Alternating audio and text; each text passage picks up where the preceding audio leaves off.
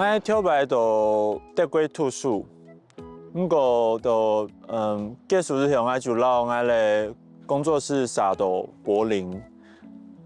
不过我当到的工作到非洲，到西非洲。不过记到冇太啥关到安尼的国家，当到国家冇，大半我会去做我的调查，我的工作时间我就会到台湾先飞到德国，当到去到国家又设立去到咧太萨关到柏林，所以我就会先去柏林，再个从柏林再个去飞到其他的国家了，所以让我从头飞来飞去。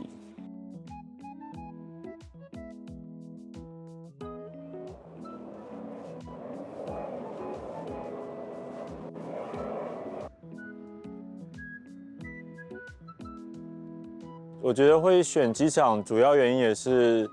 我在跑的一些地方，你会发现其实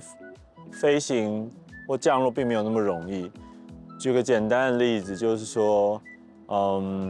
像我们台湾的护照，虽然算是全世界里面比较强大的护照，但是还是有非常多地方不能去，比如说非洲国家。那有些非洲国家我们是进不去，有些非洲国家是我们没有办法办签证。所以变成说，如果我从台湾要去某些国家做研究的时候，就必须要绕一大圈。那因为我近年的研究很多都在西非洲的地区，所以变成常常要辗转的在某些地方飞来飞去，然后才有办法飞到我最后需要做研究的地方。所以才会觉得，像台湾，其实我们有很好的机场，很好的设施，但因为我们一些国家的或者是一些世界的政治状况，而导致有些地方不能去，有些地方可以去。这也是我后来对于自己的研究，还有飞行，还有国界、疆界、身份产生兴趣的地方，还有比较多可以思考的部分。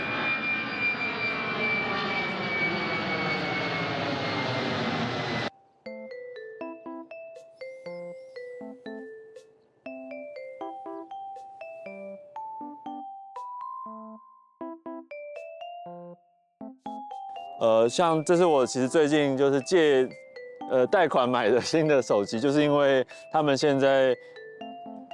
苹果的手机又出得更好了。然后对于我们可能有时候去做一些田野调查，或者是要跑一些危险的地方的时候，其实你没有办法带太大的相机。然后你有一个这样子很轻便的相机的时候，就可以很容易的去记录下一些资料，然后往后我们可以再回去再使用，再来好好的规划拍摄的过程。我真正袂想咧，其实是台湾那片呢咧当到合适的东西，因为真正讲到全世界每当到地方有按合适的东西，夜市啊、珍珠奶茶那种东西。